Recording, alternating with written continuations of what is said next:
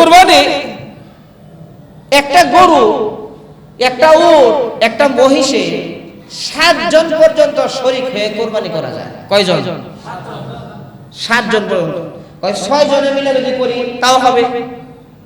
যদি জোর করেন বেজোর করেন কোনো সমস্যা নাই। অনেক সময় মনে করে 3 হইতে হবে, 5 হইতে হবে, 7 হইতে হবে, জোর হবে না, 4 জন হইলে হবে না, 6 জন হইলে হবে না। এটা ভুল। জোর বেজোর উভয়টাই জায়েজ, কোনো অসুবিধা নাই। কোন কি নাই ভাই? অসুবিধা নাই। আর গরু উট মহিষ কুরবানি করতে গেলে আপনার কম পক্ষে 2 বছর হইতে হবে। কয় বছর? গরু মহিষ কম পক্ষে 2 বছর।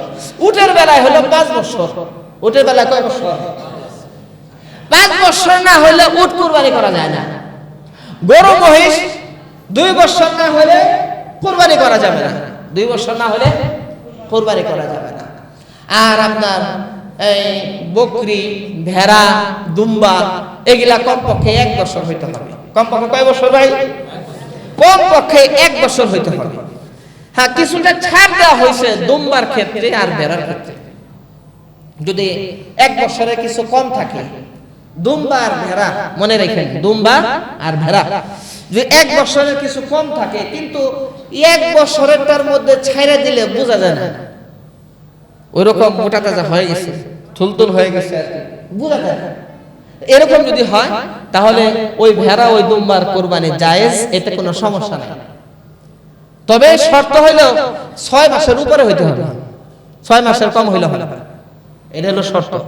যদি আপনার 1 বছরের কিছু কম হয় আর এরকম মোটা তাজা হয়, নাদুস হয়, বলে যে 1 বছরের আপনার ভেড়া দুম্বার মধ্যে ছেড়ে দিলে বোঝা যায় না, তাহলে ওইটাও কুরবানি দেওয়া যায়। কিন্তু বকরি যদি আবার এরকম হয়, ছাগল যদি এরকম হয় যে 1 বছরের কম, 1 বছরের 1 দিনও কম মনে করেন, ছাইরা দিলে বোঝা যায় না, ওই তাও হবে না। এটা 1 বছর পূর্ণ হইতে হবে, 1 বছর পূর্ণ হইতে হবে। তাই হুজুর হরিণ দিয়ে কুরবানি দেওয়া যায় না? হরিণ দিয়ে কুরবানি দেওয়া যায় না। হরিণ দিয়ে কুরবানি দেওয়া কি নাই? জায়েজ নাই। মুরগ মুরগি, এটা তো আগেই বললাম, মুরগ মুরগি দিয়ে যদি কুরবানি চলতো তাহলে তো একবারে সহজ হইত, সবাই কুরবানি করত। কথা ঠিক না বেঠিক? এই জন্য মুরগ মুরগি এগুলা কুরবানি মনে করা যাবে না। কুরবানির দিন জবাই করা যাবে, জবাই খাওয়ার জন্য জবাই করবে, খাওয়ার জন্য জবাই করলেন, কেমনি যেরকম জবাই করেন ওরকম জবাই করবেন। কুরবানির পশু যদি হারিয়ে যায়, কিনছেন, কেনার পরে হারাই গেছে, কেনার পরে কি হয়েছে? লোকটা যদি ধনী হয়, যার উপর কুরবানি ওয়াজিব, সে আরেকটা কিনা তারপরে কুরবানি করতে হবে, আরেকটা কিনা কুরবানি করতে হবে। একটা ছাগল দেয়া হইলেও কুরবানি করতে হবে, কারণ তার উপর ওয়াজিব। আর লোকটা যদি গরিব হয়, যার উপর কুরবানি ওয়াজিব না, গরিব মানুষ, কুরবানি ওয়াজিব না, তাও কষ্ট মষ্ট কইরা ধার কর্জ কইরা একটা কিনা তারপরে কুরবানি করতে হবে, আরেকটা কিনা কুরবানি করতে হবে। একটা ছাগল দেয়া হইলেও কুরবানি করতে হবে, কারণ তার উপর ওয়াজিব। আর লোকটা যদি গরিব হয়, যার উপর কুরবানি ওয়াজিব না, গরিব মানুষ কুরবানি আনার পরে হারায় গেছে বা চুরে লয়ে গেছে, কয় চুরে লয়ে গেছে, বাস গেছে, আর তোমার নতুন কইরা আবার কিনা ধার কর্জ কইরা আর তোমার নতুন করে দেওয়া ওয়াজিব হবে না। যেটা গেছে গেছে, যেটা গেছে গেছে। কুরবানির গোশত সবাই খাইতে পারবে। অনেক সময় দেখা যায় যে আকিকার গোশতের ব্যাপারে মাসালা দিয়ে, হুজুর আকিকার গোশত কি মা বাবা খাইতে পারবে? তখন আমরা আবার বলে দিই, আকিকার গোশত হুজুরের মুয়াজ্জিনের জন্য পাঠিয়ে দিতে হবে।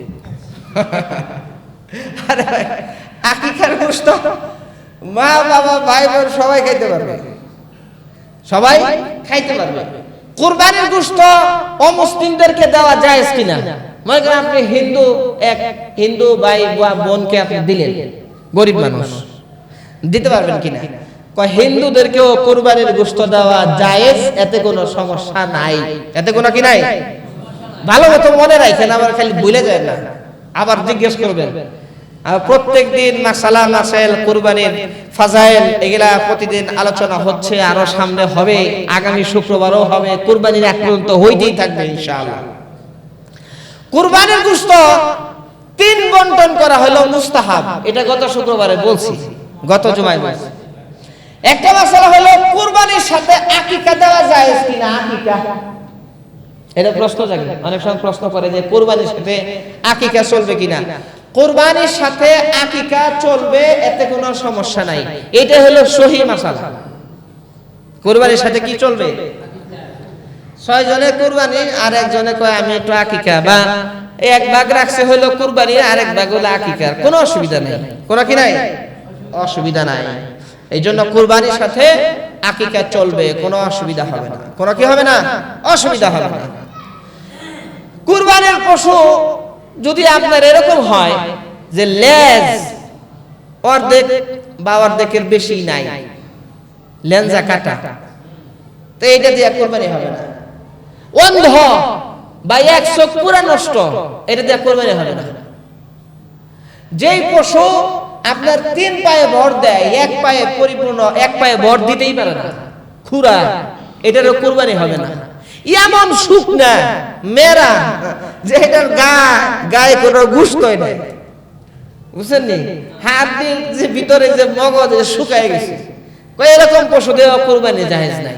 এরকম পশু দিয়েও এত বুড়া হয়ে গেছে, দাঁত সব পড়ে গেছে, গাছ চাবাইতে পারে না, এটা দেওয়া মানে এরকম। আগে এরকম হইতো যে আপনার একটা গাভীকে আপনার হাল চাষ করতে করতে করতে করতে যখন তার জান জীবন শেষ, এটা কোনো কামে লাগে না, তখন কয় কুরবানি দেব আল্লাহর রাস্তায়।